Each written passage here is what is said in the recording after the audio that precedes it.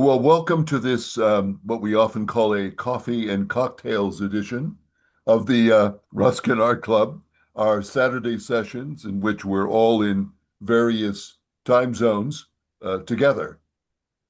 My name is Gabriel Meyer, the executive director of the Ruskin Art Club of Los Angeles, LA's oldest cultural association, founded in 1888. We are delighted to host today's distinguished panel on the intriguing topic of the afterlife of Ruskin's great love, Rose Latouche, with a focus on the haunting deathbed portrait or possible deathbed portrait Ruskin made of her in 1875. Without further ado, I'm going to turn things over to our colleague Sarah Atwood, who will introduce her fellow panelists. Sarah Atwood teaches literature and writing at Portland State University and Pacific Northwest College of Art. She also leads Delve literary seminars for Portland Literary Arts. Her academic work has been published in 19th Century Prose, the Journal of Pre-Raphaelite Studies, and Carlisle Studies Annual. She is the author of Ruskin's Educational Ideals and has contributed essays to a number of books, including the Yale University Press edition of Carlyle's On Heroes, Hero Worship, and the Heroic in History. Her creative work has appeared in Buckman Journal and other publications. She is a companion of the Guild of St. George and a board member of the Ruskin Art Club of Los Angeles. Sarah? Thank you, Gabriel, very much. Thank you all for being here today. We're very excited to have this event happening. As Gabriel said, I am going to introduce my fellow panelists. I will introduce them as they come on to speak, and we're each going to speak for about 15 minutes. So before each one speaks, I'll introduce them. I'm going to open and give some background on Rose Latouche and Ruskin. Many of you already know this, but for those who may not be as familiar, we wanted to kind of ground this in, some of the history. So I just want to say something about this opening slide too. I found this from a 1982 article on the New York Review of Books, and I had never seen it before. And I thought, well, I really must use that for Saturday's event. So there we go. You can move actually to the second slide, Joseph. Thanks. So Ruskin's 6-year marriage to Effie Gray ended in 1854, and Ruskin met the Latouches in 1858 when Maria Latouche asked Ruskin to become the family drawing master. The Irish Latouche family was from Harristown, County Kildare, and comprised Maria, husband John, and children Percy, Emily, and Rose. Maria was a cultured woman and a now forgotten novelist. John had been converted to the Baptist evangelism of Charles Spurgeon in the 1850s. He held Bible classes at the Harristown estate in a building he had named Rose Cottage after his daughter, and became active in Christian relief work. In his autobiography, Praeterita, Ruskin recounts his first visit to the family in 1858 at their London residence. He describes Maria as the sort of person I expected, but a good deal more than I expected, and in all sorts of ways. Extremely pretty still, herself, nor at all too old to learn many things, but mainly anxious for her children. Now keep in mind that Maria was at this time only 34 years old. Emily was 11 in 1858, and she was not at home during Ruskin's first visit to their home in London, but Rose, aged 9, now rising towards 10, as he noted, was presented and made an impression. She was, he remembered 3 decades later, neither tall nor short for her age, a little stiff in her way of standing, the eyes rather deep blue at that time and fuller and softer than afterward, lips perfectly lovely in profile, a little too wide and hard in edge seen in front, the rest of the features what a fair, well-bred Irish girls usually are. The hair perhaps more graceful in short curl round the forehead, and softer than one sees often, in the close-bound tresses above the neck. Ruskin describes himself and the child taking stock of each other, neither saying a word. I thought you so ugly, she told me afterward, he writes. She did not mean quite that, but only her mother having talked so much of my greatness to her, she had expected me to be something like Garibaldi or the Elgin Theseus, and was extremely disappointed. And an intimacy was soon established between Ruskin and the Latouche family. Ruskin gave Emily the pet name Wisey, rather oddly after his beloved dead dog, and he called Maria Lacerda, a name that had been given to her by a close friend, quote, to signify that she had the grace and wisdom of the serpent without the poison, though for Ruskin this nickname would assume a less flattering meaning as time went on. Mariah and the girls called Ruskin Archigosaurus to signify his knowledge of depths and ages, Saint Crumpet and Saint C, short for Saint Crumpet, and as Emily would have it, for Saint John Chrysostom, known for his public speaking and eloquence. In the spring of 1859, to Ruskin's dismay, the Latouches left for an extended stay in Italy, and Ruskin reprints in Praeterita Rose's first letter to him, remarking that some wise and prettily mannered people have told me I should not say anything about Rosie at all, but I am too old now to take advice, and I won't have this following letter, the first she ever wrote me, moulder away when I can read it no more, lost to all loving hearts. The letter itself is a breathless, rather self-consciously winsome account of the family's travels, peppered with teasing in-jokes that testify to an affectionate friendship between Ruskin and the Latouches. Rose comes across as a high-spirited 10-year-old, fond of her family and of Ruskin, and confident of her power to please. She urges Ruskin to continue writing to the family and assures him in signing off that she is ever your Rose. There's perhaps the slightest hint of the trouble that was to come when she declares, I wish so very much that you were happy. God can make you so. An ominous declaration in light of Rose's later religious fanaticism and her obsession with the state of Ruskin's doubting soul. Ruskin said of meeting the Latouches that the fates had woven for him, quote, a net of love in which alike the warp and woof were of deeper colors than any other love he had known. Ruskin had always been fond of and well liked by children. He had an affectionate relationship with the little children as well, though he could not compete, of course, with Charles Dodgson, Lewis Carroll. Ruskin became more and more taken with Rose, and by her teen years had fallen in love with her. He proposed to her in 1866 when she was 18. She told him he would have to wait 3 years for her decision until she came of age. Meanwhile, her parents had grown concerned about Ruskin's interest in Rose. He was much older. He had expressed religious doubts. There were rumors surrounding the circumstances of his divorce.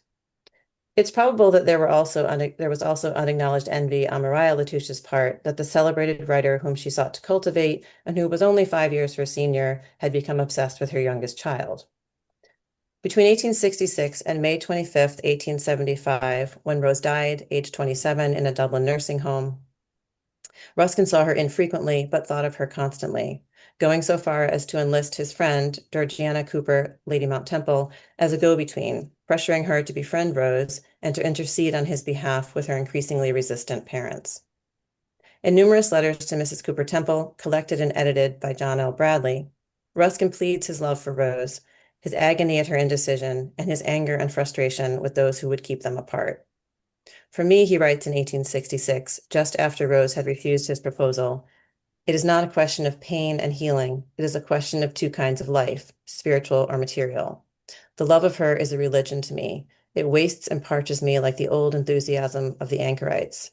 I do not know how long I could bear it without dying. It might kill me soon.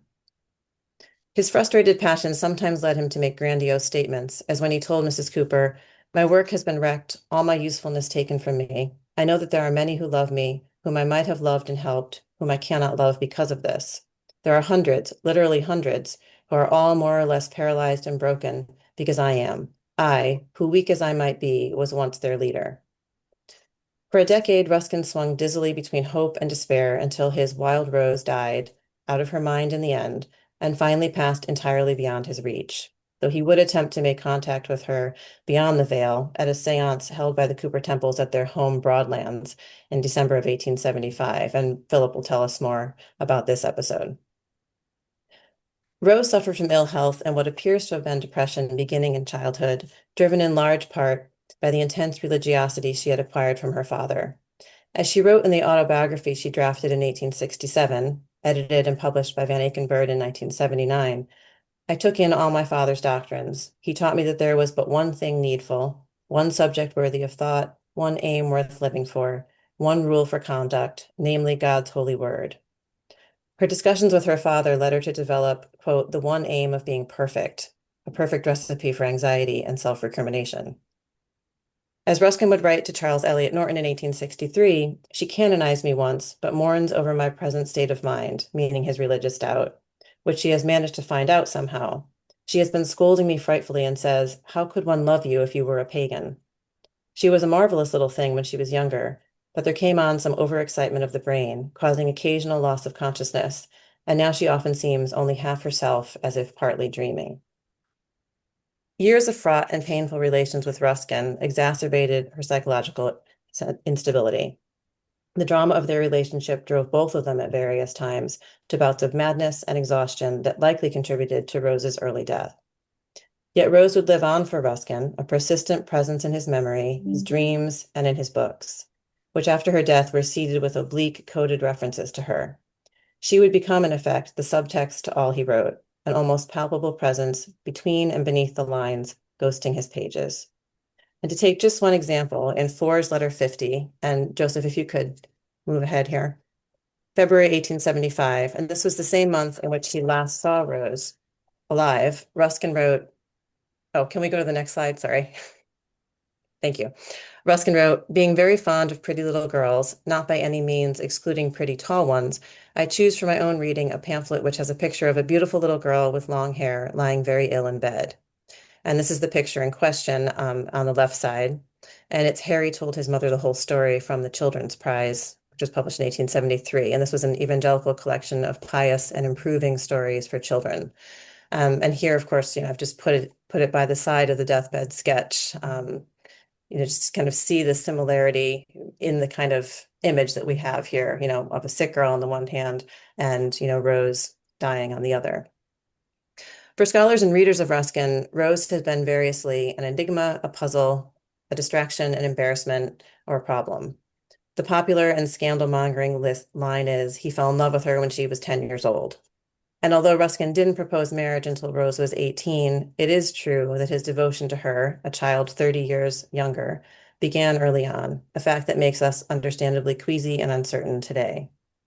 It is important to stress that there is no evidence of misconduct or coercion on Ruskin's part, though it's arguable that a great deal of mental and emotional damage was done by his dogged pursuit of Rose over many years.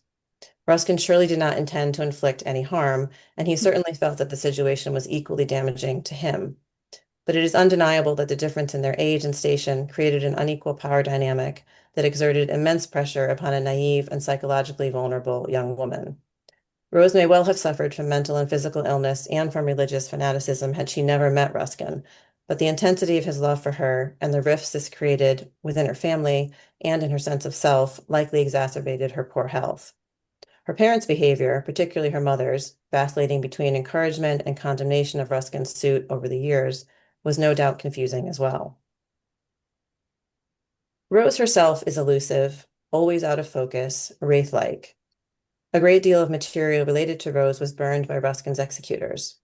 In the letters, diary entries, and other writings that survive, she's primarily an idealized figure, longed for, unattainable, and finally mourned.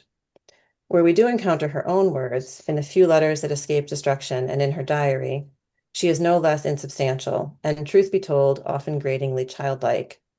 Aged 18, she urges Georgina Cowper Temple to think of her as a little rose again in a happy garden, wishes that the little angels would express what she cannot, and writes that she would like to be the Cooper's dog, Tiff, to lick your hand and get stroked. Rose's letters to Mrs. Cooper gradually grew more despairing following the death of her sister in 1868, and as the tug of war between her parents and Ruskin intensified. What is life, Rose wrote that June. To me, it is merely a waiting time, wherein nothing matters but to be good and look forward to Christ's coming or the eternal rest through death. But nothing seems left. The days go on, but it seems as if it was the end of life to me and not the beginning. Rose's collection of pious poems and stories, Clouds and Light, published in 1870, sounds a similarly dark note. Tim Hilton writes that one looks in vain when reading this volume for any sign of the personality of the woman to whom Ruskin wished to dedicate his life. From a literary standpoint, Clouds and Light is both unaccomplished and unremarkable. Rose's work is conventionally religious, intent on the promise of God's love as a balm for earthly sorrow. Yet it also suggests a disturbing level of unhappiness in a young woman who was highly strung, zealously devout, and under pressure from both her parents and her would-be lover. Rose declares in the preface, if there are any words in this book which will help those who are suffering to look up and believe hopefully in the bright light which is in the clouds, I shall feel thankful for the dark hours in which they were written. And although the book includes reflections on faith and hope, these are overshadowed by compositions entitled The Philosophy of Sorrow, Regret, In Pain, Thoughts on Sorrow and Temptations, and In Weariness and Painfulness. Rose opens a seven-part poem titled In Pain with an evocation of suffering, which is no less startling for its simplistic rhyme and meter. Through painfulness and weariness of heart and mind and brain, through days of grief and dreariness and hours of ceaseless pain, in deep and desolate distress, with none to comfort me, Father, whom I would praise and bless, why art thou hard to me?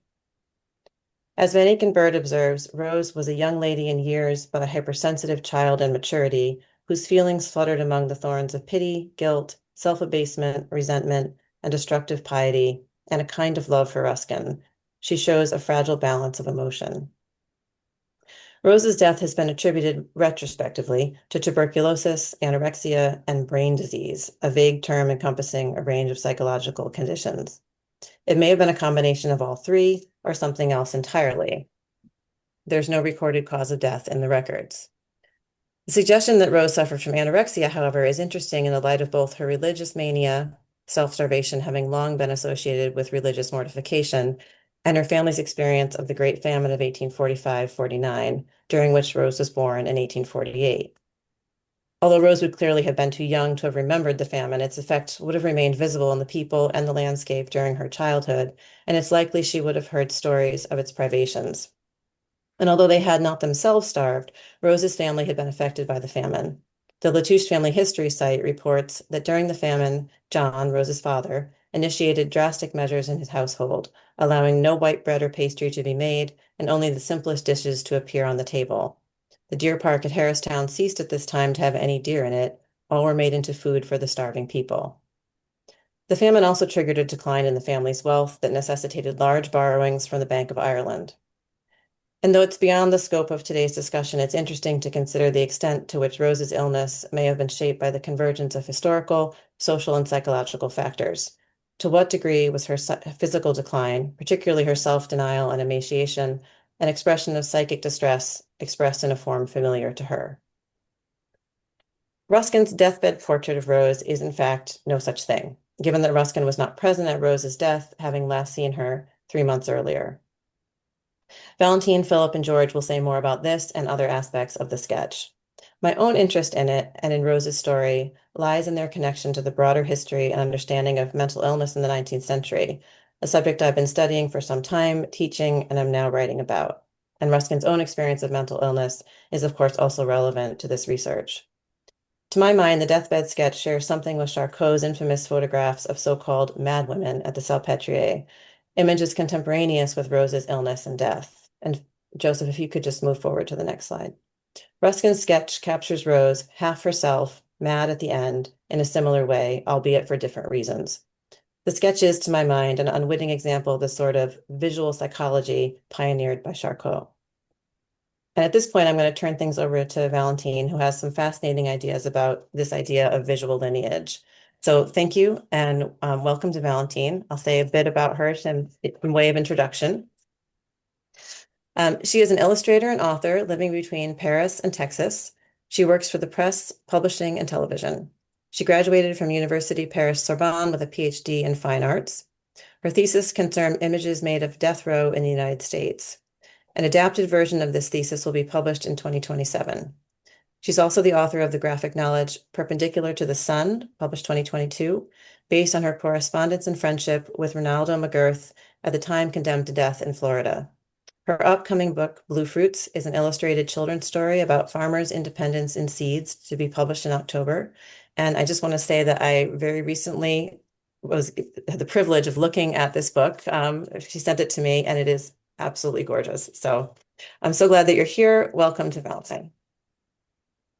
Thank you so much, Sarah. And I was so happy to hear your presentation. We talked about it at length, but to have it finally, it actually is very emotional as well as Mhm. academic. And I think that's the mixing that I like to study and that I hope to be able to produce. Um, yeah, thank you, Joseph. If you could put that up. Thank you. Hello, everybody. I'm extremely happy and honored to be here today with people of such quality to talk about this drawing that has been occupying my mind for a long time now. To start my part of the story, if I may say, I have to go back in time just a few years.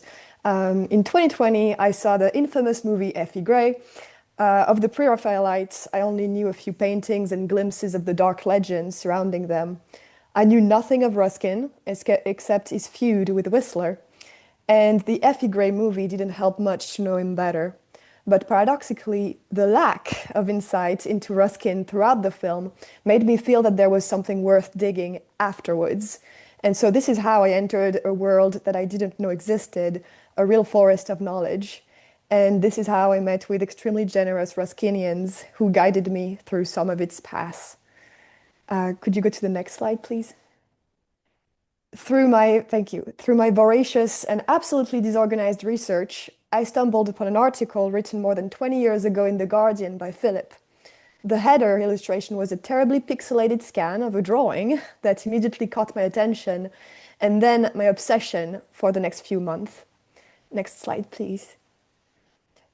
To me, this drawing was really standing out from others made by Ruskin, and it especially was different from the other portraits that he did of Rose herself. This one seemed simply too rough, too violent. I first thought that it couldn't be from Ruskin at all. I wondered if it was even a fake. Next one, please. After all, the drawing itself entered the Ruskinian collection much later than other documents, when a mysterious Mrs. Thorold contacted Ruskin's specialist in 1937 with what was deemed, quote unquote, a unique and pathetic Ruskin document. Then I started believing that the drawing was made by Rose herself. The strange angle and the intense stare reminded me of self-portraits I've made before. Staring at the mirror while drawing often makes your face look extremely intense. You can look either mean or completely lost in a haze. So it felt that it wasn't impossible that the drawing was from her hand, and the thought was, to me, appealing. This fragile black and white drawing, eaten up by sickness, put in perspective with the very delicate watercolor portraits that Ruskin made of Rose when she was younger and healthier. The clash between the drawings of the master and the drawing of the student. Issue was, I had absolutely no drawing to compare it to because, to my knowledge, none of Rose's drawings have survived. Also, it seemed very unrealistic to think that such a drawing made by Rose's hand would have survived destruction. Eventually, talking with Philip, Sarah, and George, I ended up thinking that this drawing was indeed from Ruskin, but he almost certainly didn't draw it when he was with her. Ruskin saw Rose Touche for the last time on the 25th of February, 1875. Can you put the next slide, please? He described the scene in a letter to the artist Francesca Alexander 12 years later. Of course, she was out of her mind in the end. One evening in London, she was raving violently till far into the night. They could not quiet her. At last, they let me into her room. She was sitting up in bed. I got her to lie back on the pillow and lay her head in my arms as I knelt beside it. They left us, and she asked me if she should say a hymn, and she said, "Jesus, lover of my soul," to the end, and then fell back, tired, and went to sleep. And I left her. Next slide, please. Nowhere does he mention drawing, so this is most certainly the drawing of a memory. This would explain why Ruskin's amazing sense of observation seems a bit off in this drawing. This explains why the ear, for instance, seems so stiff, why the jaw and cheeks are more of an ideal than the jaw and cheeks of a woman who's dying of exhaustion and probably extremely malnourished. It could explain why the drawing exists at all. Would Ruskin, who was seemingly, from what I know, a reserved, very prudish person, dare to draw the woman that he loved in her most vulnerable state, staring at her weakness? I believe the memory of her sight was haunting him, and that's how the drawing was born after their last meeting. Now, what do we do with this drawing? What do we do beyond the fascination with the terribly tragic story of child abuse and mental illness? Next slide, please. To me, this so simple drawing was at the center of a crossroads of images. It was part of a vast ecosystem of representations that go further than the lives of Ruskin and Latouche. It's about how we represent people on the verge of death, and especially young women on the verge of death. It's about power relationship between the model and the image creator. It's about love friendship, and sometimes ownership. So I decided to create a genealogy tree of these images to make this pictorial ecosystem visible. At the center of the tree, you can see the Rose Latouche drawing, both the pixelated version I first discovered and then a better quality version I found later on. Above the drawing are images that came before it. Under the drawing, images that came after. On the left are images that are all directly related to Ruskin, either images he drew or images he commented on. On the right are connections that I chose to make. These are not directly related to Ruskin or Rose Latouche, but they still do share a strong bond and they deeply echo with one another. Can you go to the next slide, please? On the examples of the ones connected to Ruskin, you've got, for instance, Carpaccio's Ursula's Sleep that he copied several times and that he considered to be an avatar or Rose, and also the wedding of St. Francis with Poverty that he also compared to Rose. Next slide, please. Among the connections that I made myself without any connection that Ruskin ever mentioned, the motif of the painter Tiziano painting the portrait of his deceased daughter, that was a motif that the 19th century apparently liked. And on the right, a portrait, part of a series of quote-unquote mad people by Esquirol and Tardieu, doctors in early psychiatric hospitals. Next slide, please. Today, I want to focus on only a few images of this genealogy tree. I could talk about it for hours, but I chose only 3 images, which I think is best for all of us. The first one is this image, the frontispiece of the story of Ida. Writer and artist Francesca Alexander became friends with John Ruskin in 1882. From then on, they started a literary collaboration. Ruskin edited several of Alexander's works, Roadside Songs, a compilation of Italian folk tales that Alexander had translated, and The Story of Ida, an original story she published in 1883. It's the story of a pure, faithful, beautiful, in one word, perfect Florentine woman of 19 years old. She slowly falls sick because of her elusive lover, his lack of purity and faithfulness. Nothing about this illness is explained precisely in physical terms in the story. Ida just slowly withers and dies, but she withers beautifully for most of the book. The story is told from the point of view of a female narrator who happens to have painted the portrait of Ida several times. The connections with Ruskin and Rose Latouche seem very strong. In fact, Ida's story seems like a sanitization of Rose's story. Every detail is both toned down and quote-unquote heavened up. It's the apotheosis of Rose Latouche. Instead of describing symptoms of a very real and really rough sickness, the story of Ida beats around the bush. She simply, quote-unquote, did not eat enough for a sparrow. It even makes the sickness beautiful and saintly. Another quote, she was very white, certainly, but it was a clear, luminous white that was extremely beautiful, and her lips still retained their bloom, which indeed they never lost. And a last quote, she seemed to be almost in heaven already, living in the sensible presence of our Lord and in the enjoyment of heavenly things. The drawing of the frontispiece is an engraving made from a drawing by Francesca Alexander herself. Ruskin comments on it at length in his introduction to the story. Next slide, please.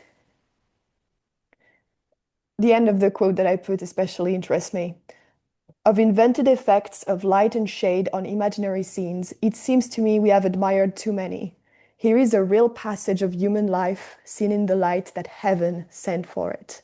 Ruskin really liked this drawing. Next slide, please. This drawing echoes strongly Rose's deathbed portrait, quote-unquote deathbed portrait. The posture is more or less the same. A sick woman, half sitting, half laying, on a big pile of pillows. Instead of hair sticking up in a devilish way, it's suddenly tamed down. Ida's face is calm, smiling, her eyes closed in a very proper way instead of the tortured stare of Rose. Vegetal motifs are strangely going from the linen of her pillow onto her shirt. Ivy and rosebuds are tangled in her bed frame, as well as a rosary. So rosebuds and rosary, that makes for a lot of roses once again. To me, this image is a reimagining of Rose's quote-unquote deathbed portrait, a mitigation, a sanitization of the first drawing, and a sanctification of Rose's pain and illness. An image to seemingly make it more bearable by erasing expressions of pain on the side of the sick and, throughout the story, on the side of the mourners too. Next slide, please. The second image I wanted to show you is one of my favorite deathbed portraits, if I may say so, one made by George Cars of Suzanne Valadon. Suzanne Valadon was born in a very poor family. She had been working from her youngest age as a laundry girl, then as a circus performer, then as a model for painters. She eventually became a painter herself, and a deeply respected one, which is a trajectory rare enough at the time to be emphasized. She was dearly loved by her colleagues, and when Georges Cars drew this portrait on her deathbed, he accompanied it by a typed note that I would like to translate to you. Next slide, please. My dear Valadon, it is the first and the last drawing I did of you. I hope that you wouldn't refuse me your consent to go on about it. Forgive me again if I haven't done better with it, but emotion is holding my heart too tight on that day where you left us all forever. As I look at you for the last time, what a task it was to suppress all my sadness, to have lost the friend, and to do this last portrait of the master that you were. Don't be too harsh. Thank you always, great and dear friend, and farewell. 7th of April, 1938, between 6 and 7:30 in the afternoon. The act of drawing is an act of relationship. We connect through drawing, whether it is an object, a landscape, and of course a person. Ruskin drew Rose several times when she was really young. It was part of his relationship with her, maybe part of his drawing lessons too. In today's terms, we could also say that it was part of the grooming process to make this child his future wife. I believe the deathbed portrait was not done while looking at Rose, but the memory of her remained for him, and the connection was still so strong that he had to draw it from his head to externalize it. Drawing is like calling a ghost into life and preserving a fleeting moment forever. The keeping of his last short meeting with her, just like Cars did with Valadon, with a date so precise, 7th of April, 1938, between 6 and 7:30 in the afternoon. Next slide, please. The last image I want to show you is quite a violent one. This is a deathbed portrait of Charlotte Salomon's grandfather. Charlotte Salomon was born in 1917 in Berlin in a Jewish bourgeois family. When she was only 6, her mother committed suicide. It wasn't the family's first. Her mother's family was plagued with suicide. Everybody kept it hidden, and for Charlotte, her mother had died of illness. In 1939, for her protection, she was sent to her grandparents in the south of France. 1 year later, her grandma committed suicide. Then, her grandfather revealed to Charlotte the plague that was striking her family. Next slide, please. Deep into depression, Charlotte started working on a series of more than 1,300 drawings that made her life's work, titled Life or Theater. She started the work by asking the question, quote unquote, whether to take her own life or undertake something wildly unusual. As she devoted herself to this work that had become her lifeline, her grandfather started abusing her physically. He eventually died, aged 81, and she drew this incredible portrait of him on his deathbed. A few months later, Charlotte was arrested, deported, and assassinated in Auschwitz. Next slide, please. In 2015, a letter by Charlotte Salomon was revealed. In it, she claims that she willfully poisoned her grandfather. The drawing takes another dimension. It's a vengeance drawing. It's one of the most detailed work from Salomon that we have kept. Every line, every element of the contorted face is rendered with a precision that could either have been the work of love or the work of pleasure. Here, given the circumstances, I would say it's pleasure. Pleasure in vengeance and the kind of urgency you can notice in the fast pace of the dip pen on paper. This drawing is feverish, and this drawing is an act of ownership, the final ownership over the body of someone you have murdered, final ownership on their very image too. Charlotte Salomon's drawing of her grandfather is the most intense example I know of ownership through drawing, and the most violent. In a way, Rose's portrait is the opposite of this one. But it doesn't mean that there wasn't also something like ownership in Ruskin's act of drawing Rose Latouche repeatedly. And finally, Rose was escaping him. She didn't want to marry him. She was literally escaping life. She was physically disappearing too. Drawing her was an act of keeping her, giving a very thin permanence to someone he held so dear. Drawing is owning. Next slide, please. As I told you, I've been very puzzled by this drawing because there is something in it that moves me in a positive way and something that touches me in a very negative way. I didn't know at first which way to take this, and then I thought that both feelings go together. Separating one from the other would be silly. This drawing is an act of love, of desperate love, an act of imagination and transformation, and an act of ownership. It is all of this at once, within these fragile few lines. Talking about it is not about weighing the quote-unquote good and the quote-unquote bad. My goal is to see how this drawing is placed in a much broader ecosystem of images through connections and echoes. And as far as my mind sometimes wanders, I always come back to the drawing itself, these few lines through which, in Cat Stevens' words, this rose will never die. Thank you.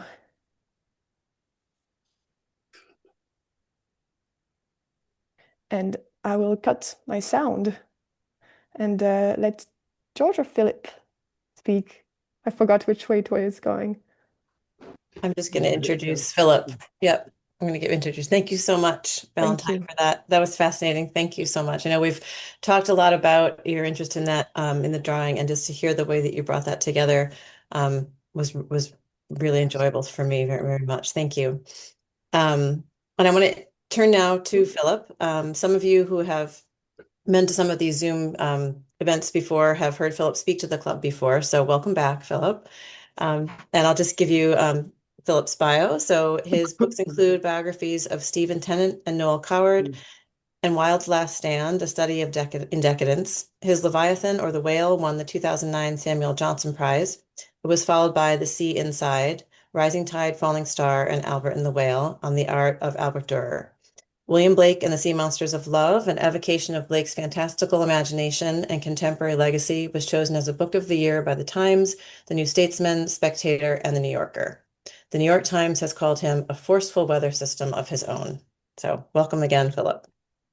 Thank you very much, Sarah. And Valentine, that was an astounding presentation. Absolutely fantastic. And an email from Valentine trying to find more about that picture is the kind of genesis of this evening or this morning's talk for you, but this evening's talk for us in Europe.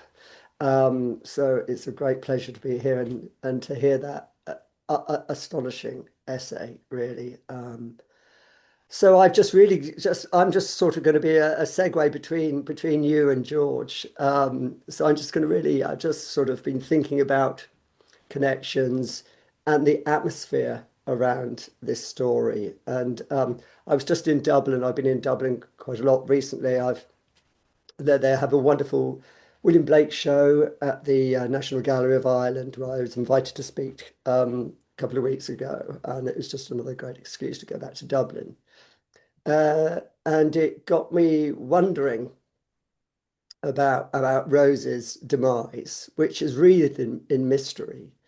And so the access to genealogical records in Ireland is very good. And repeated attempts have found no record either of her death nor her burial, nor even of her birth. So it's quite extraordinary. So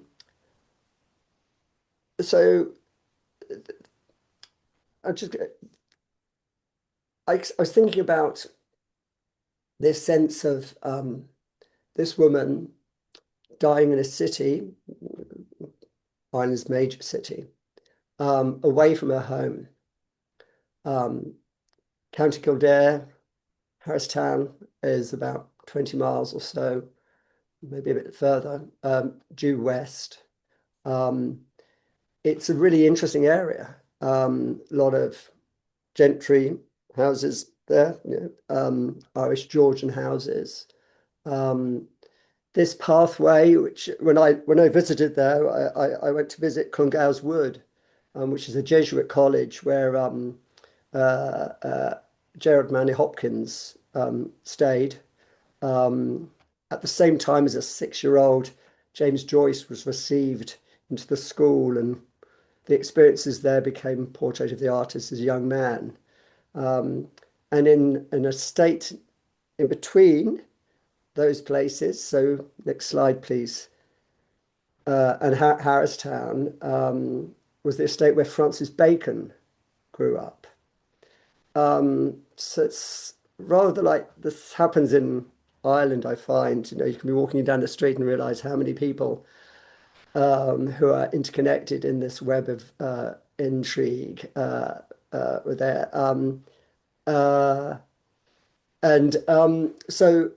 It's in the grounds of Harristown. The church, next slide, please. The church of St. Patrick's, Carnaway, was built. It was rebuilt in the 1890s, but this is where both, I presume, Rose was baptized. Certainly, her funeral took place there 3 days after her death in Dublin. The only clue I could find about where she actually died in Dublin comes from a member of her own extended family, the Diggers Latouche, who are like sort of a subsect of the Latouche family. And her cousin, Emily Diggers Latouche, died aged 17, 2 years later after Rose Latouche, in Stephen Square, at number 34, Stephen Square. And that made my ears prick up because next door to that building is the Sheldon Hotel, which is where Rose stayed when she was in Dublin. And I can't find out any more about this address yet until I go back to Dublin, but I wonder whether that was a nursing home. Certainly that area was a sort of area of nursing homes. It's also where the Catholic University, founded by Cardinal Newman, stood across the other side of the green, which is where Gerard Manley Hopkins died, in sort of rather similar circumstances to Rose in a way, slightly mysteriously. I discovered when I was writing the book about Blake and who inspired Hopkins, that Hopkins died of a disease. It might have been typhus, we don't know, but it was such that for his own funeral, they left him outside because his corpse might infect the congregation. So a sense of absence and presence in this story is really fascinating. And because also towards this part, that the 19th century, already Wilde is making his effect known. He's born just 2 or 3 streets away from Shelbourne Hotel where Rose was staying.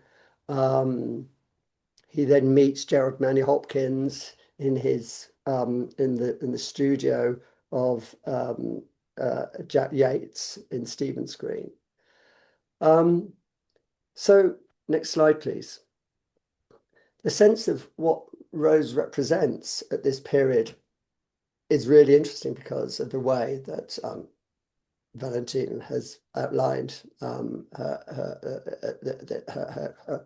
her aesthetic death, which is almost sort of curated by Ruskin in a weird sort of way, in the kind of Gothic way, the hyper sensitized, hyper-real atmosphere around all of it. So in the next slide, please, this image of her tomb with roses lying on it is paralleled by her actual tomb. The next slide, please, which is the mausoleum, the Latouche mausoleum, in which she was interred 3 days after her death. I haven't been. It's quite difficult to get to if you haven't got transport, a car. But I hope to go there next time I'm there. But very Gothic. This is how it looks now. Next slide, please. It's a rather strange plaque on it in a sort of slightly rackety way.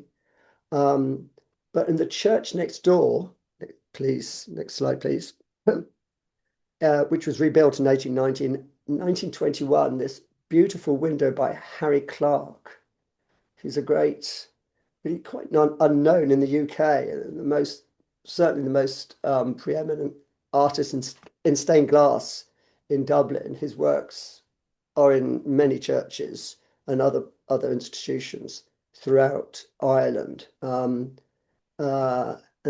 if next slide, please. The image at the bottom really interested me because it's actually a Jura. It's a representation of a Jura engraving. And of course, Ruskin's god was Jura. He celebrated Jura's death day every year. So Jura and Rose and Jura's obsession with death too. Very interesting. Next slide, please.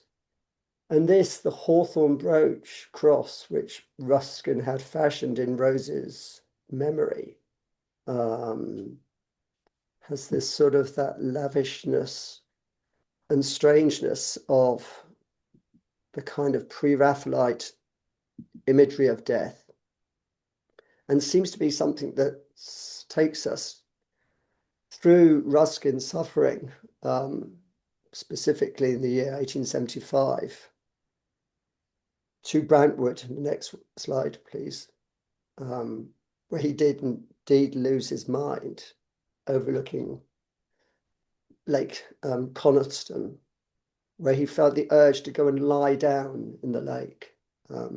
He lay down in a boat on the lake, but he had this urge to lay down in the lake as if it would subsume him. And the person who next comes into the story has already been mentioned by Sarah in her brilliant introduction. Georgiana Cooper Temple, next slide, please, who lived at Broadlands, which is a great Georgian house, about 6 miles away from where I'm speaking to you. Very familiar to me from childhood visits, but it presided over by Georgiana Cooper Temple, who was a great patron of the Pre-Raphaelites. Next slide, please. And creative of herself a kind of Gothic character. Ruskin knew her as Sancta Lilias, Philae, or Granny. He'd fallen in love with her ever since he saw her as a young woman in Venice. It's quite interesting given that the apparitions that Ruskin would experience of Rose in Venice. And she's here, she's in her sort of pre-Raphaelite nurse image. She would visit cancer wards, rather like Diana, Princess of Wales, as this sort of like the king's evil, the notion that if you touch the king's robe or touch the king's hand, you would be cured of whatever was ailing you. And she's this kind of person of she's a believer in homeopathy. She provides homeopathic cures for Rossetti after the death of Lizzie Siddal. There's another wraith hanging over this, isn't she, Lizzie Siddal? And then the comparison to Diana took me to this next image, which was taken by my father when Prince Charles and Diana visited Broadlands on their honeymoon. Next slide, please. There's my mum and my sister outside Broadlands itself, and Diana bestowing her touch on the crowd. When Diana died, it was the year that Sensation opened at the Royal Academy, and Damien Hirst and Tracy Emin made this huge impression on the art world, as George will confirm. I had a wicked, and it was to be opened. It had been due to be opened by Diana, the show, and I'm afraid I did suggest to someone that they could have had her in a vitrine. And sorry, that's a very bad taste thing to say, but such was the kind of extraordinary atmosphere around that time. So next image, please. Georgiana here with a friend is drawn to spiritualism through the magnificent, probably farcical success of Daniel Dundas Hume, who is the most famous of all spiritualists operating at this time. A person who has been claimed to have been seen levitating out of a window in central London. Ruskin meets him, becomes fascinated, says, "I like him exceedingly, and I think he likes me." It's incredible, really. And so Ruskin goes to Broadlands, and Georgiana, next slide, please, for whom Rossetti has painted Beata Beatrix, as if in a psychic trance herself, is summoning various mediums to Broadlands. Next slide, please. Next slide, please. Thank you. This is a time when magazines like Human Nature are being published, which portray photographic evidence of the survival after death of the human spirit. This copy of Human Nature, it's a monthly magazine of spiritualism. There are a number of these magazines. They're like lifestyle magazines in a way. What's really kind of slightly freaked me out when the copy was brought to me in the British Library is that they are real photographs pasted into the book. I kind of felt like there were actually spirits in the room. And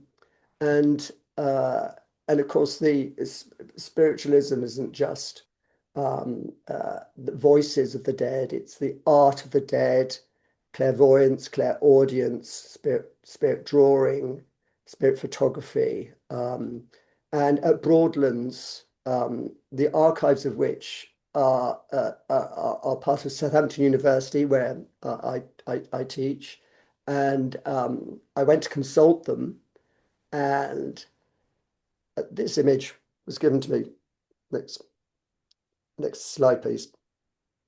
This drawing, a drawing claimed to be made by a dead person, which seemed to be remarkably similar to, next image, please, a drawing by Ruskin. If you go back to the psychic image, very interesting.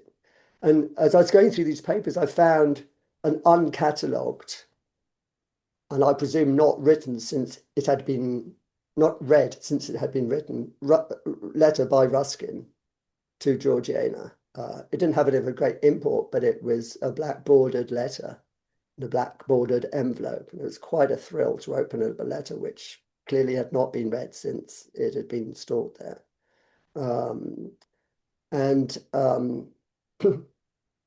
That whole relationship is wreathed in Georgiana's championing of spiritualism and of alternative belief. She assembled Broadlands conferences, and it's a large estate with the River Test running through it, the lawn, the greensward sweeping down to the Thames, to the Test, and she assembled all kind of people practicing homeopathy, spiritualism, various utopian ideals, in a kind of like Glastonbury festival in the grounds of this house. And latterly, Georgiana, who would actually move to her house in Devon, which is one of the last photographs of her, the next image, please, looking like Miss Havisham in a white wedding dress, as it were, in this house, which was decorated by Rossetti and Burne-Jones. And the upstairs room, the rooms were named after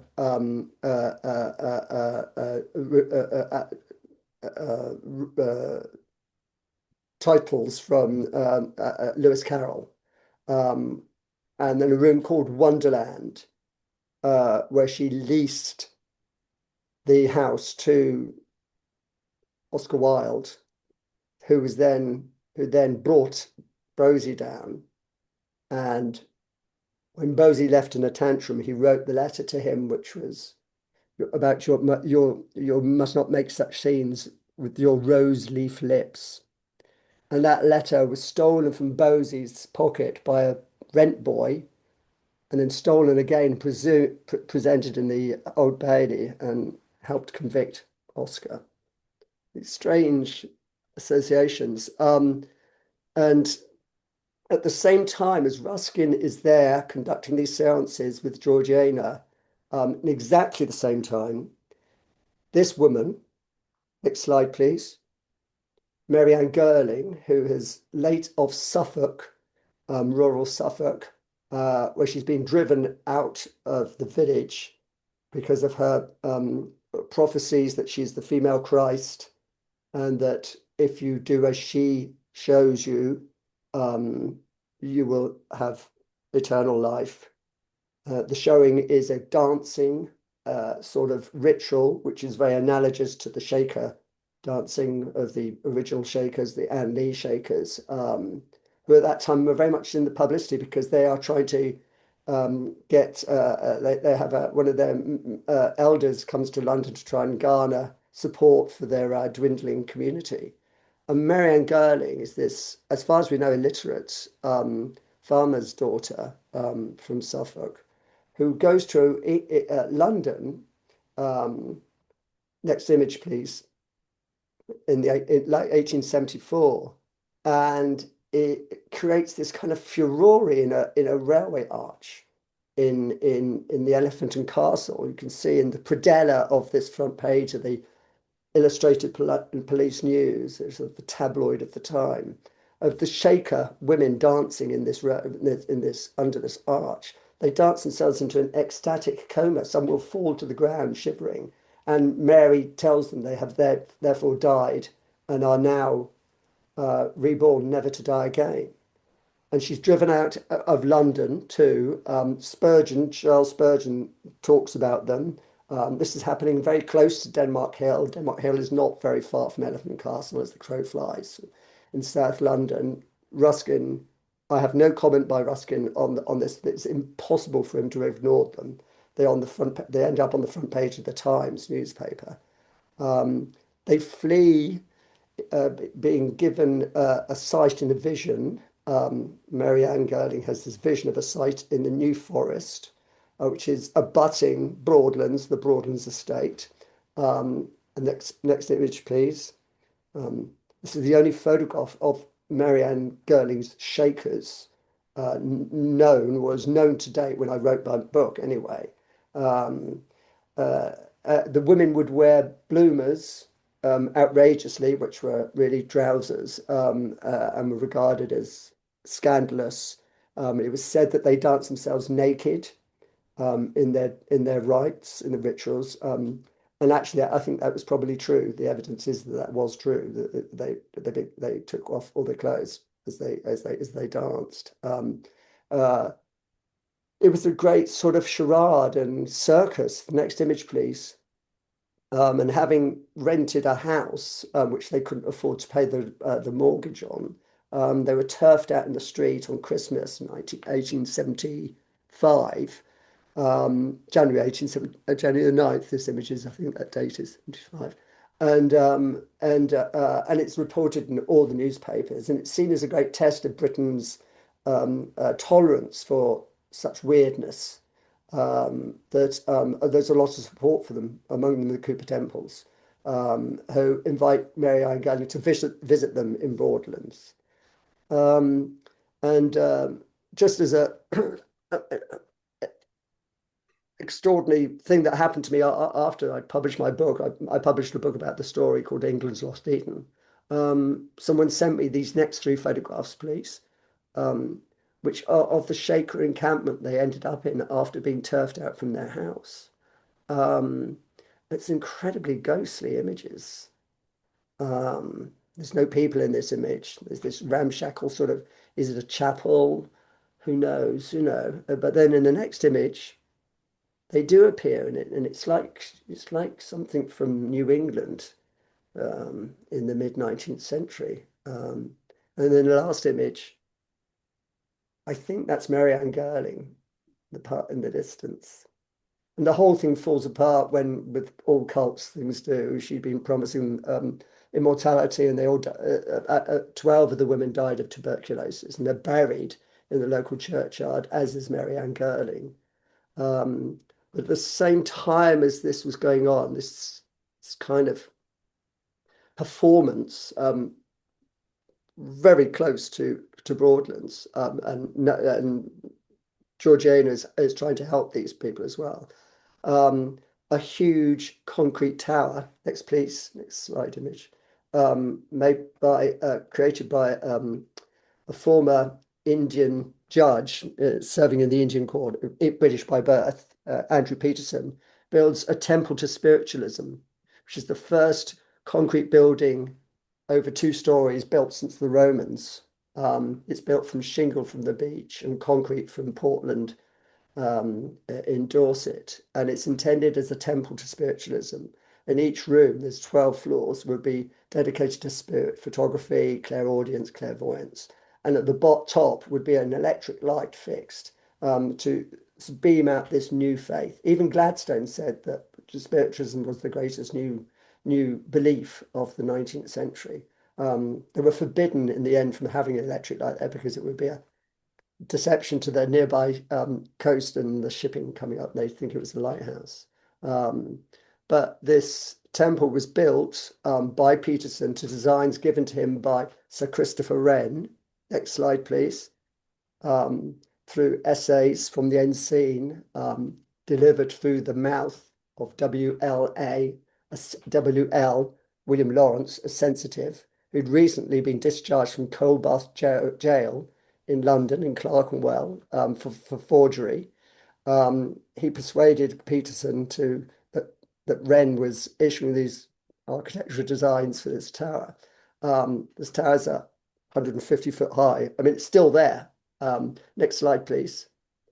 And among the artists that William Lawrence channels is William Blake, who not only draws this image of Thomas Paine, but tells Lawrence which art shop in Soho to go and buy his art materials to make it.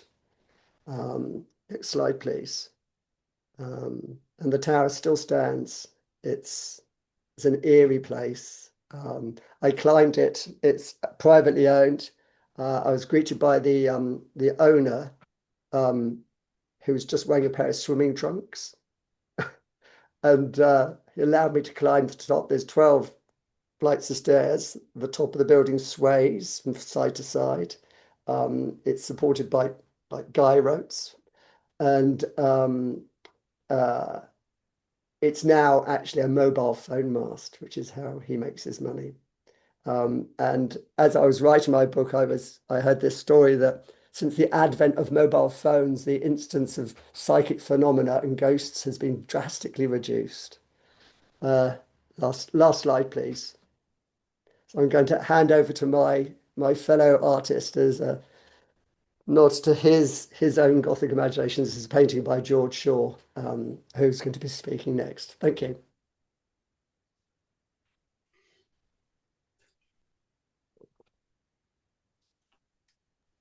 Thank you so much, Philip, as always. You've brought a lot of different things together for us to think about. And I love the way that each of these is feeding into the next. So it's my honor now to introduce George Shaw, who's speaking to us at the club for the first time. George lives and works in Nottinghamshire. He graduated from the Royal College of Art, London in 1998 and Sheffield Polytechnic in 1989. He was a prize winner in the John Moores Painting Prize in 1999 and was nominated for the Turner Prize 2011 and the South Bank Sky Arts Awards 2017. He was associate artist at the National Gallery London from 2014 to 2016. A retrospective of his work was held at the Yale Center for British Art in New Haven, one of my very favorite museums, in 2018, which toured to Holborn Museum in Bath. Shaw co-curated the exhibition The Aerodrome at Icon, Birmingham in 2019, and curated the exhibition Graham Sutherland, An Unfinished World at the Museum of Modern Art, Oxford in 2011. Selected solo exhibitions include Albion Groans at Anthony Wilkinson Gallery, London 2024, Nothing Strange or Startling at Limerick City Art Gallery, Ireland 2023, Home is Unspent, George Shaw and Thomas Bewick, Cherryburn, Northumberland 2022, The Local, The Box, Plymouth 2022, A Scrap of History at Lin and Lin Gallery, Taipei, Taiwan 2021. So welcome, George. Well, I feel slightly intimidated. That was quite a marvelous introduction to everything. It's I think it just goes to show how much one tiny little drawing, and I think we were talking earlier how much more we've got to say, and it just goes on and on and on. I thought I was encouraged to show a couple of paintings of mine, just in case people didn't know what my work was or what it looked like. It kind of looks like this. And I've been making paintings of my childhood landscape for the last 30 years. It's a small social housing estate in the Midlands, right just on the outskirts of Coventry. This painting is from a series of paintings I made in 2005 called Ash Wednesday. If we could have the next one, please.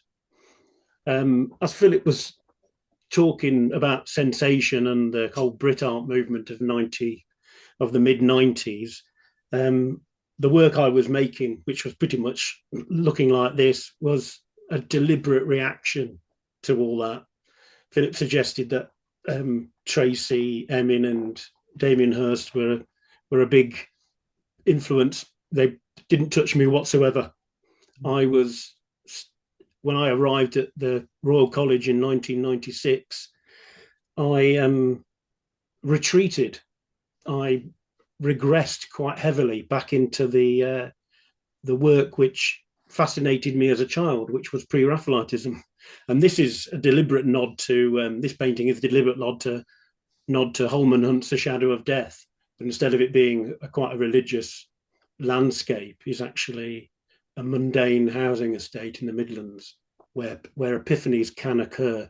We have the next one, please. I mean, as that kind of sentiment and nostalgia sort of faded away as I grew older, I started to see the ruins of everything. My parents were quite socialist, they got proud of living on a council estate, on a social housing scheme. And that probably was the background for my dad's interest in pre-Raphaelitism, Ruskin, and probably later William Morris. The fusion of art with social concerns was very much in his background. Next one, please. This is a drawing I did of my dad reading. I did this when I was about 15. I was obsessed with drawing. Could I have the next one? And this is both my mum and dad, both sleeping in their armchairs, reading and sleeping in their armchairs in the family room where we all six of us kind of lived together, with me standing in the middle of them all drawing constantly. That's kind of all I wanted to do. And then when I got and seen pre-Raphaelite drawings, and that was always my ambition. So when I went to art school in the 80s, that was quite unfashionable, hugely. So taking up that stance again in the 90s was a deliberate provocative stance for me. In the year 2000, I went to go and see an exhibition at the Tate with my dad called, what was it called? Ruskin, Turner and the Pre-Raphaelites. It was quite... Again, it was quite a lot of my contemporaries were looking at a lot of contemporary art, but I found myself quite at home in all this. What I'd come to term, in the words of Robert Harbison, a deliberate regression. I was very influenced by that book. and taking up Harbison's description of Ruskin as a man obsessed with time, recapturing time, stopping time, returning to beginnings, his own beginnings and the beginnings of the art he loved, his childhood, his parental dependency, and his love of his own home. That the painting Harbison paints of Ruskin reminded me of myself. So when we were looking at, can we have the next slide, please? When we were in the middle of this exhibition at the Tate, I was quite surprised to find in all Ruskin's sort of regressionism, he was quite interested in photography. This was the first time I'd seen this small dig, and there was lots of them. For somebody who was quite obsessed with capturing things and holding on to things, photography seemed, I imagine, the perfect medium for doing this. But looking at this tiny daguerreotype from sort of taken in, what should we say, probably 1846, it felt quite distant. But at the same time, I was immediately brought into my modern world. We have the next slide. It reminded me of the album Closer by Joy Division, which was one of my favorite albums when I was growing up as a child. And it's an album which is sort of shadowed by the death of the lead singer at the time the album came out. But I went from the gallery, from pre-Raphaelitism, from Ruskin, straight back to my background in popular music onto the old housing estate. So much so that I had to go and find the album to make sure it wasn't a kind of a take on that daguerreotype, really. And it was also in 1980 when this album came out, was the time that my dad had his first illness. I began to see my dad as a kind of fairly vulnerable human being, really. Can we have the next one?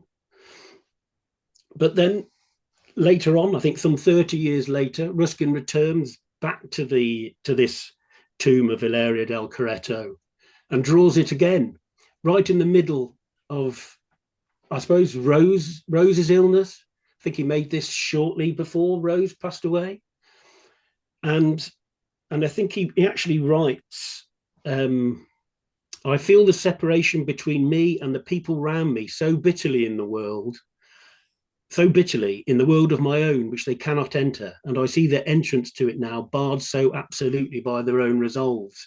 So he feels quite alienated from what's going on back at home with Rose's illness and being shut out of her life. And he takes refuge in art, takes refuge in the past. But it's something that this is the first time I saw the drawing, because I would have turned the corner in this exhibition and then seen the deathbed drawing of Rose and just stopped in my tracks. Because one, it didn't, as Valentine said, it doesn't look like Ruskin's other drawings. I just couldn't believe it was, the ear is really badly done. I thought, he could draw better than this. What's he playing at? Which makes it quite clear that he did it from his imagination. Just like in Blake's drawings from his imagination, the anatomy goes a little wonky because it gets lost in I suppose in fantasy and in dream. So it wasn't a drawing.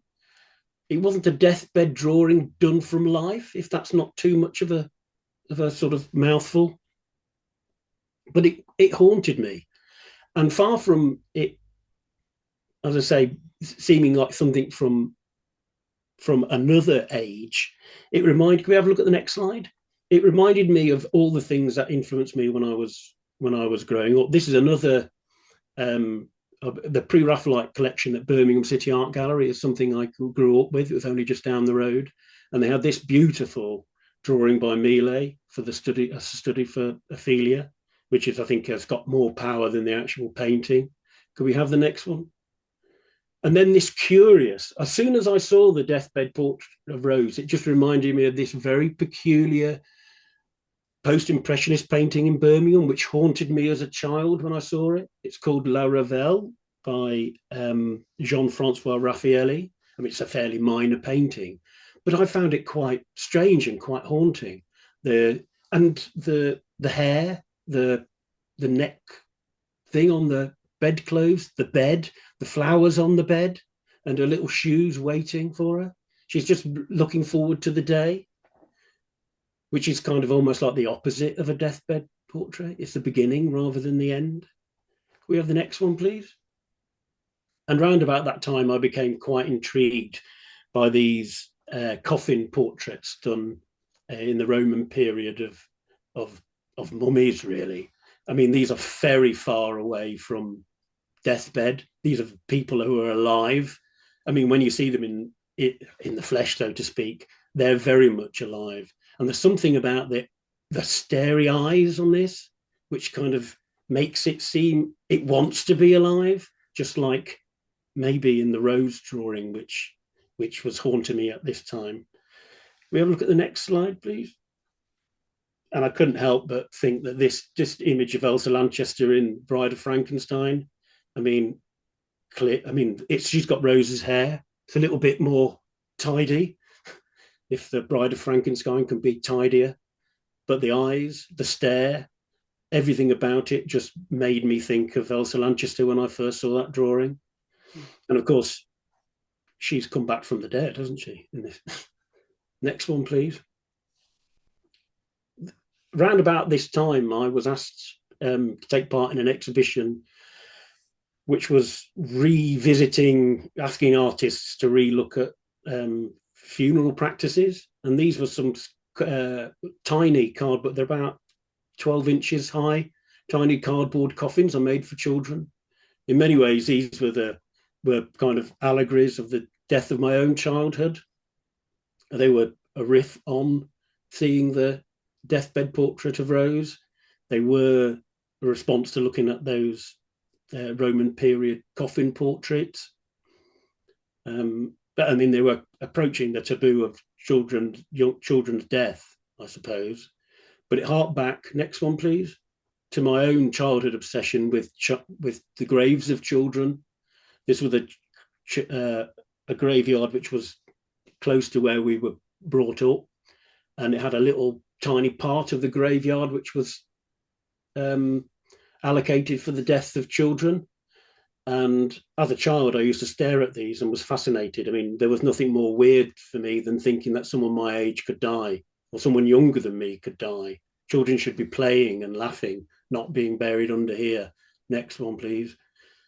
And these are the paintings I made in about 2002, 2003, which were kind of addressing that sort of strange reversal of nature, that something younger than you could leave this earth before you. But of course, nature gets turned back into nature. Next one, please. When my parents started to become quite poorly. This is a drawing I did of my dad when he was in a coma, when he had a kind of heart attack, well, a series of heart attacks, really, and he was in a coma for a good few months.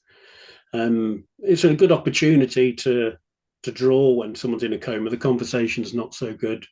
And I drew my dad all his life. My brothers and my sisters and my mum were quite happy for me to do it. And it's a strangely reassuring thing to do in the face of someone slipping away, of which you're quite powerless. It seems to be something actually positive to be done. And I realise as well that the drawing, in the same way that I can see it happening in Ruskin's drawings, that it is an act of holding on. Ruskin in 1845 writes a letter to his own father when he's drawing in Venice, and he says, "What an unhappy day I spent yesterday before the Casa d'Oro, vainly attempting to draw it while the workmen were hammering it down before my face."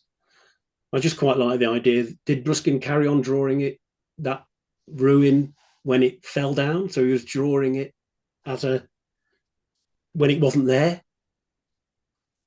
Next one, please. And of course, my dad came home and, far from convalescing, just faded away in the bed at home. So this would have me sitting by his bedside, drawing him as he passed away. my dad, when I was painting the houses and the pubs and the landmarks of my childhood, my dad jokingly said that every time I drew something, they seemed to pull it down, or it got knocked down or fell down shortly after I painted it, which made him very suspicious when I started drawing him. And the next one, please. And of course, my dad did die. He passed away. And this is a drawing I made a couple of minutes after he died. It's I wasn't expecting it. It wasn't in the diary. So I didn't have my drawing materials and things with me. So it's just done on a piece of notepaper from the office drawer. And it's done with a crappy HB pencil that would have been lying around at home. And it was just important for me to draw my dad. What I wanted, I don't know. It wasn't art. It wasn't anything other than a compulsion, a need. It was uncanny. It was something else was drawing, or the need for me to make that drawing. It was a different response. Certainly not something that art school taught me to do. Next one, please. And then my mum became poorly some years after, and then just slept a lot, gradually faded away into dementia, and then eventually cancer. The next one, please. And then shortly after she died, I drew her lying in her bed. Again, the same need to do it. The family would have said it would have been very strange if I didn't do it, but it was a very intimate and a wonderful time to spend, actually, and to have a drawing which was the most honest souvenir of that time. So it wasn't something that moment wasn't lost. It was held on to. And if there is anything, the similarity between what the action of me making these drawings and then looking at what could possibly have been happening with Ruskin when he was making that drawing of Rose, even though I firmly believe, like Valentine said, that it was made after the event, it was holding on. It's an act of holding on. And I think it's an act of time stoppage. I think it's a control of time, or the illusion of time being controlled. It's really a way of us communicating with the people who are no longer with us. Drawing is, after all, a medium, and I think it is an act of talking to the dead and holding on. Next one, please. This was Sarah. This is the painting which is in the Yale Centre for British Art in New Haven. This is called Mums. This is a painting of the house in which I was brought up in. It's a small house. 6 of us were living there. My mum and dad moved in. As I say, it was a social house. It was always rented. They never owned it. It was very much in part of their kind of socialist belief that it remained a rented house. So when they finished living there, it would be passed on to other tenants who would have been in similar needs of housing, rather than it becoming profit and capital. And one of the first things my dad did when he moved in the late 60s and early 70s was to plant roses. He was very interested in roses and rose growing, and I don't know how many roses he planted. So when my mum passed away, could I have the next one, please? This would have been my mum's last view. Her bed was in front of this window. These are the roses my dad planted in the back garden. I knew that the roses probably wouldn't last.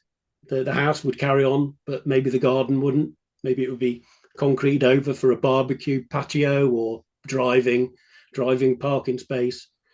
But I took cuttings of the roses. I'd never done it before. I took cuttings of all the roses. It was a very straightforward thing to do. Planted them in little bits of soil that were from the garden, a bit like sort of Dracula in his own soil.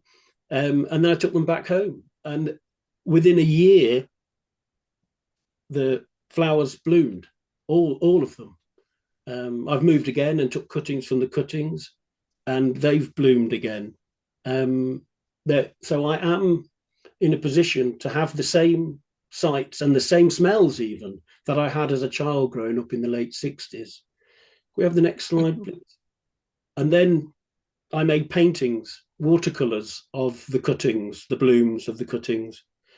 Now, these are watercolor is quite an English medium. Roses is watercolors of roses is probably about as English as it could possibly get.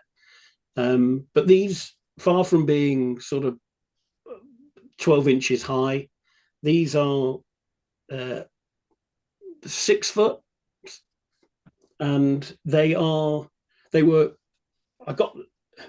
was influenced by the size of these roses by seeing Ruskin's lecture drawings exhibited at Brantwood, which are about this size. They're huge. They're just like that daguerreotype. They reminded me that told me that Ruskin was actually quite a contemporary artist. You know, he was. We were all contemporary, even, but it was quite forward thinking. I mean, those big drawings are amazing, and I just thought, well, if he can do it, I can make a watercolor that size, and they're quite challenging. Next one, please. And these have only been exhibited once, and strangely enough, the place they were exhibited in was Limerick in Ireland. So these roses sort of, and my mum was Irish, and my family were quite pleased to see that the family roses have only been exhibited in Ireland. So everything has a kind of, for me, everything it's an eternal return for me. It's always going over the same ground. It's always looking back. It's always a holding on. The whole of my artistic endeavors really has been a way of cheating time, and I think that's what was happening with Ruskin's drawing of Rose. And to go back to those early punk days of mine, a band called The Jam, 1978.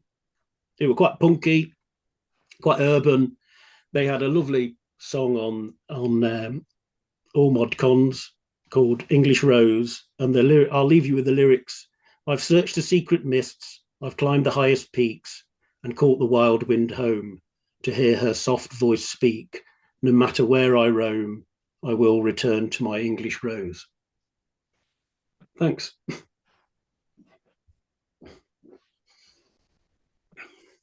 Thank you so much, George. I've never, I mean, I know of the Jam, but I don't know that song. And it almost could be, it sounds very, very Ruskinian, especially in the context of everything we're talking about.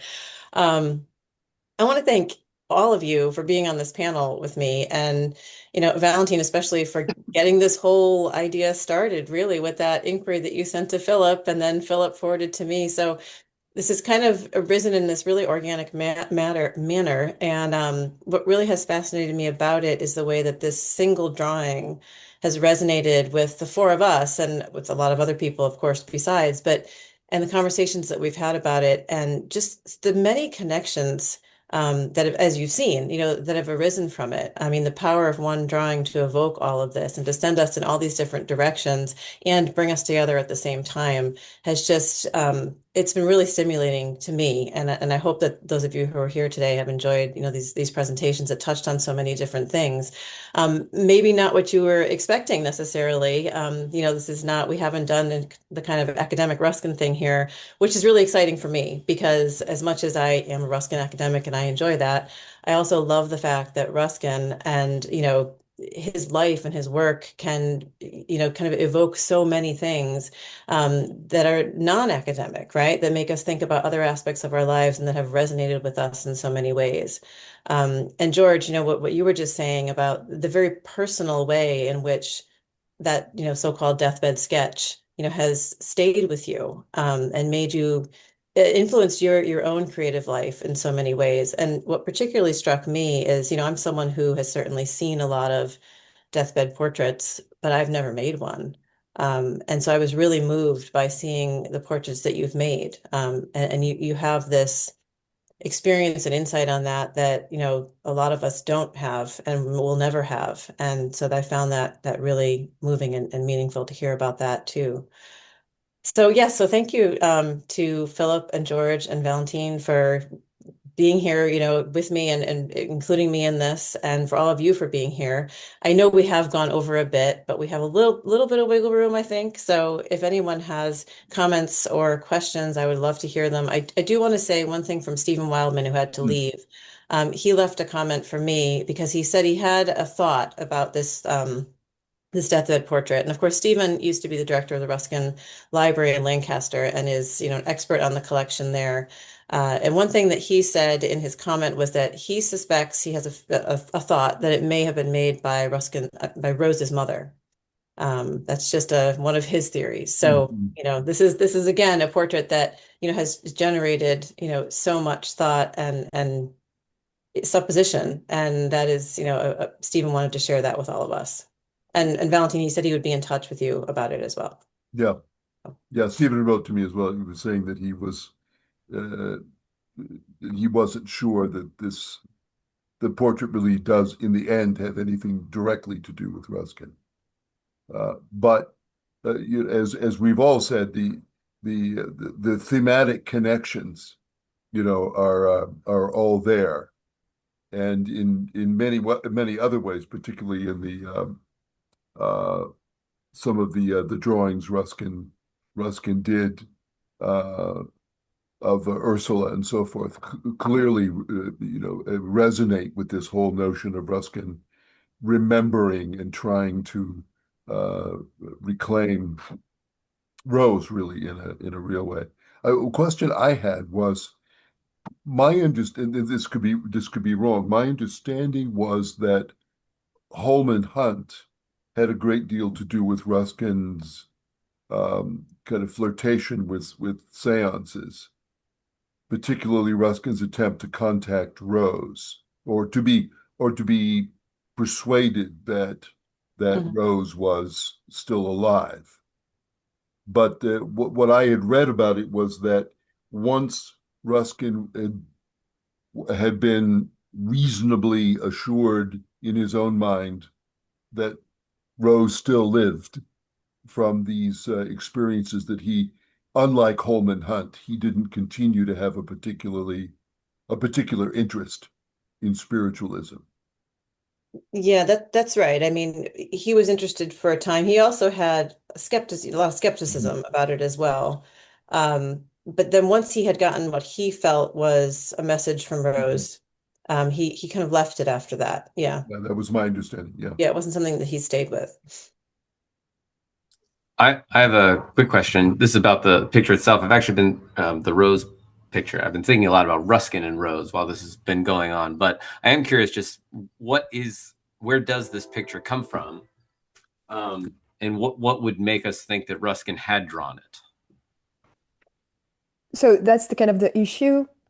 This document was not like in Ruskin's documents when he died. It only came in 1937 when a lady whom we only know by her name, Mrs. Thorold, in 1937 contacted the Ruskin specialists at the time, and they accepted it. They identified it as his, but I don't think we have a complete list of the documents that this Mrs. Thorold gave as a bundle with this drawing. So it's kind of weird. And basically, that's why I was kind of doubting it.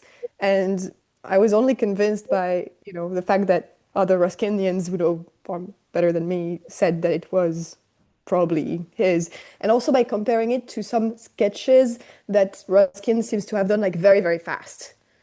And Hmm. there are like some elements where you could be like, okay, yeah, that's kind of what he was doing when he was working faster than usual, maybe. Mm. But that's it, pretty much, I think, Hmm. from what I saw. Yeah, and when Thank you. when you asked about it too, and then you approached me about it and said, "Do you think that this is by Ruskin?" And I had always just accepted it as being by Ruskin. And then your question really prompted me to go back to it and look at it and think about it some more and go back to, the records that we have. And I thought, I take her point. It doesn't look much like anything else that Ruskin has produced.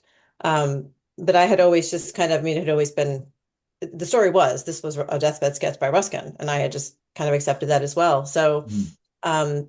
as much as I've always thought of it that way, I can understand the skepticism about it being by Ruskin, and I'm certainly open to to believing that it's by someone else. And you kind of helped me to think about it that way. Mm. I wonder too, in Stephen's comment, that it might be the work of Rose's mother. Mm. In that way, I wish Stephen had been able to remain on because that would be an interesting line of inquiry. Yeah, I wish he had as well. And the other thing that when I started thinking about it again that gave me pause was there's nothing idealized about it, that Mhm. portrait. I mean, it's, Mm. as you were saying, Valentine, I mean, it's kind of harsh looking. Mhm. Rose looks angry. And that, it could very well be that that is Ruskin's memory of her, and that's what he's drawing on. But he tended to idealize her so much, both in words and Mhm. in the images that he made of her. Um, and he also liked idealized images like those of Francesca Alexander and others. Mhm. So that again is another kind of, it's one of the points about it that gives me pause now thinking of that it's not in any way idealized. In fact, there's something unpleasant in many ways about that portrait. And I think, Valentine, you were saying that you were drawn to it, but also kind of repulsed by it at the same time. I think that might be one thing that is idealized because from what we know of her illness, she was probably very weak and very Mm, emaciated. And there is still that kind of roundness in the true. cheek that is, and Mhm. the little mouth, the very tiny mouth Mm, that does look in the way it's drawn very much like the way Ruskin drew the lips of Saint Ursula in his Mhm. copies of Carpaccio. Mhm. And when you see the original by Carpaccio, it's actually lips that are different. So that's mm, also like a little tiny detail that looks like the same type of deformation yeah. Mhm. slash idealization maybe. Mhm. But then Mm, again, it's hard to say. It's just yeah. observation.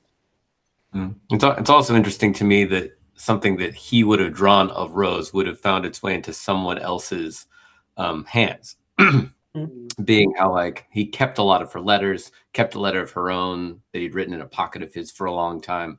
So that's another curiosity to me of how that might have gotten out of his own collection if he had, made it himself. yeah. But the Well, stuff from his own collection was destroyed, lots of it concerning Rose. That's what you said, Sarah, right? yeah, a lot of Maybe it the was. fact that it was maybe for whatever reason in the possession of someone else is the Mhm. reason why it wasn't destroyed in the first place. Mhm. Mhm. Yeah, that could be as well. I thought it was curious, Philip, you said when you had applied for the death certificate Mm. and there was no cause of Mhm. death or anything listed, and Mm. there's so much that, so many things that you would think of as facts that were just Mm. difficult to find. And I was Mm. thinking about that again when I was working on my part of this and wondering if maybe some of that had to do with the manner of her death. I mean, Ruskin says, she was mad at the end. Um, Mm. the fact, and that would have been seen at the time as something that was, maybe shameful to the family. So, and you had too suggested that maybe they were trying to keep all that kind of private and suppressed. So I wonder if that also is part of the reason that there's so little information in the records. Very interesting. I just looked up Mrs. Thorold. There's a Mrs. Thorold who was lady in waiting to royal member of the royal family. Anyway, she comes up in the National Portrait Gallery. Phyllis Margaret Thorold, um, photographed.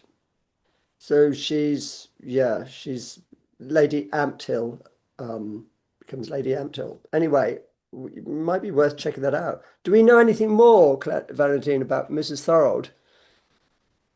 Not that I could find, Mm. but I'm not the best So at she's a archives either. well, Well, there's a Thorold who is aristocratic, who is and connected to the royal families and represented the National Portrait Gallery. Anyway, it might be worth trying to. Mhm.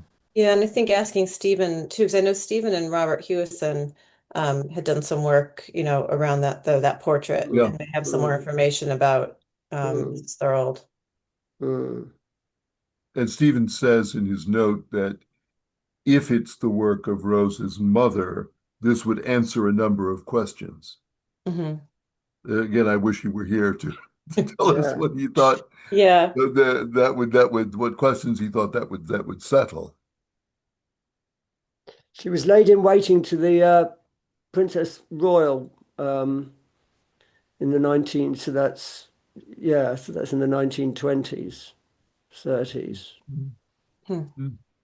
Interesting. Yeah. In that the catalogue for that 2000 show at the Tate, Mm. it says the art historian Kenneth Clark wrote to say that he had seen the drawing in possession of a Mrs. Thorold. So Kenneth Clark gets involved in it. Oh God. Mm. Mm. Indeed. That's interesting. But you're certainly talking about someone who could possibly have something like that. Mm. Do you mean it's not impossible that's kind of Mhm. got in somehow comes into our hands. We'd need to do more research, but Mhm. Mhm. yeah. Well, and So, just the dispersal of Ruskin's drawings and yeah. correspondence after 1931 would indicate that there was just a lot of material. There is a Yeah. lot of material even to Mm, this day, out mm, there mm, in private collections. Well, after the sales at Brentwood, a lot of things Yeah, were, yeah, yeah, mm, yeah, yeah. everywhere. And we're still discovering major facts about Ruskin's life on the basis of recovered correspondence that Hmm. was in a private collection. yeah. Yeah, it's kind of maddening and tantalizing to think about Isn't it? the Yeah. things that are in private Mm, hands mm, that we don't know about or can't get our hands on. Yeah. mm, mm. About Yeah. Rose's mother, um, I remember. Well, first of all, Sarah, you mentioned her in your speech, but also I remember we talked about a bit about Rose's mother in one of our talks previous to this evening, Hmm. morning. Um, it's very hard to frame Rose's mother because we have like some elements, and it's very easy to just verse into like big psychologization of Hmm. people. But indeed there seems to have been like a moment where she might have been interested in Ruskin and potentially jealous of her daughter. Hmm. And Mm, if that's the case, and if the drawing is by her and made in front of her daughter, there is something really rough that suddenly is put in place Hmm. with those conflicting feelings, once again, of love and jealousy, and probably not understanding her daughter and what was happening. That's, yeah, Stephen kind of put us in another abyss. Yeah. Like, Yeah, it gives it an entirely new reading, right? I mean, Rose writes in her autobiography and in some letters to Georgina Cooper Temple about the tension between her and her mother and the arguments that they had. And, one time in particular when, Rose had received letters from Ruskin and failed to show them to her mother, and then her mother eventually saw them and said she wasn't going to speak to her. And so there was a lot of family tension going on. I mean, a really difficult atmosphere, I think, in the Latouche household at various times because of Rose's relationship with Ruskin. Yeah.